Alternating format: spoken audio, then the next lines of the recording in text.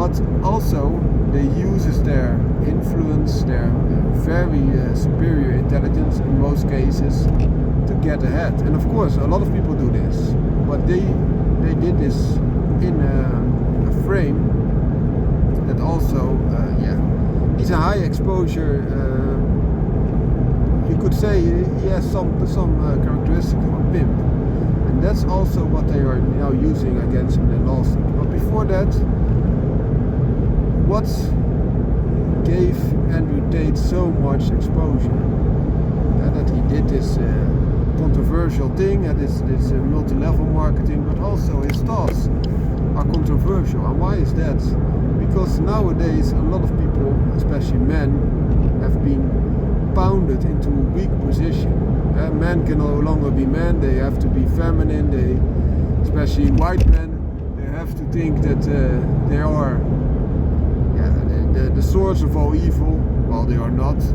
White men have brought a lot of good things, but of course in the past there were also wrong things. But not only the white men that caused the slavery, also the other fellow black men, so to say, they also sold those. So it's an interaction. But of course, white men came on top in this case, and they have a lot more wealth than the other groups, oftentimes. So that is a reason why Andrew Tate is so different as compared to the rest, and also that is his attraction, especially for young men. Why? Because they get to be taught that you need to be feminine, you need to be weak, you need to be all those other things that are not natural to men. So an unnatural situation, and women oftentimes treat men as trash. I'm not saying all women, but in many cases women, especially in westernized countries, come up on top. For example, in a divorce, woman comes on top. Even if the man has worked for all those wealth, women oftentimes get half of what he had and are obliged to pay alimony for an enormous long time in most western countries. So, and the other thing is, women want all the rights of men, but not the downfalls. So there's a power change, and a lot of time women are not especially these feministic type of women are not known to the fact that the rights that they got from men who voted for them, Republican men, for example, in the United States, for their rights. So they are opposed to especially white men, and they encourage also other minorities, so to say, to come into their atmosphere. But that's the funny thing. If you look at the left wing and you compare it with feminists, they often see that they want more immigrants to come in. That would be a good thing, especially if you're hiding from war, like what's happening in Ukraine, and you are fleeing a war zone. But also a lot of immigrants come here because they want the additional wealth. And why wouldn't they? But those immigrants have different, especially Muslim immigrants, have a different mindset. Christianity in the past, the Crusaders, etc., they were quite a force to be reckoned with, and they were also on top of Muslim nations. But nowadays, Christianity is just for namesake, it appears, and they have become very weak. That I'll come back to later as well, because Andrew and Tristan are more of a Christianity background, but Andrew has now converted to become a Muslim. And why is that? Because he sees that only one of the big faiths on earth that is expanding is the Muslim faith, because they still go for dominance. They still apply and abide to the rules that they made. Whereas in Christianity, there were some rules, and also it was there to become a strong man. It's now a lot lost. So everything can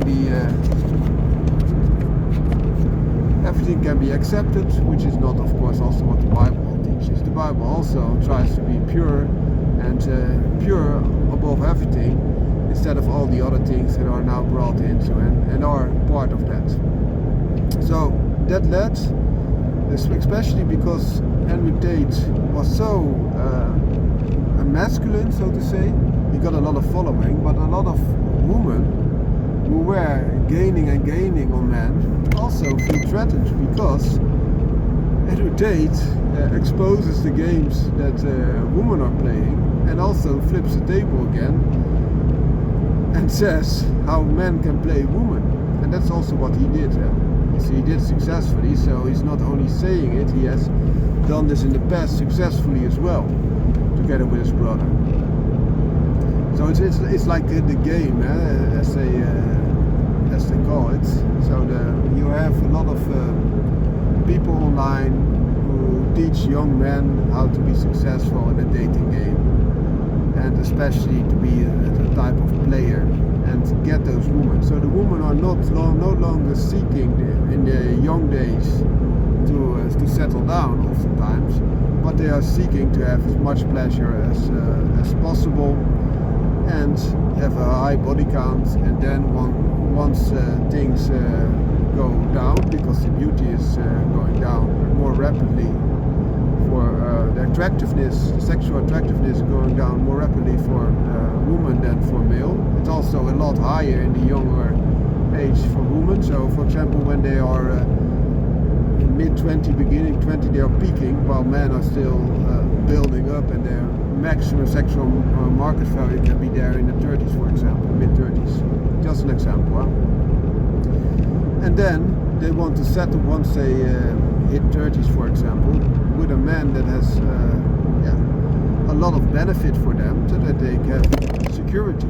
Could be money, could be status, could be all the other things, power, etc. But also that they can settle down for children. But a lot of men are being destroyed in the process, because now you see that in the current state there are some high exposure men that get, for example, 99 women chasing them from the 100, and only one woman settles for the other one, while the other 99 men, just giving it a little bit of stigmatization, are left alone.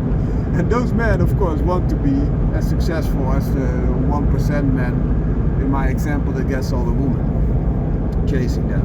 So nowadays you have women who are willing to share their men, oftentimes easier, as long as it's a high status type of guy, than to settle with a normal type of guy who would be exclusive to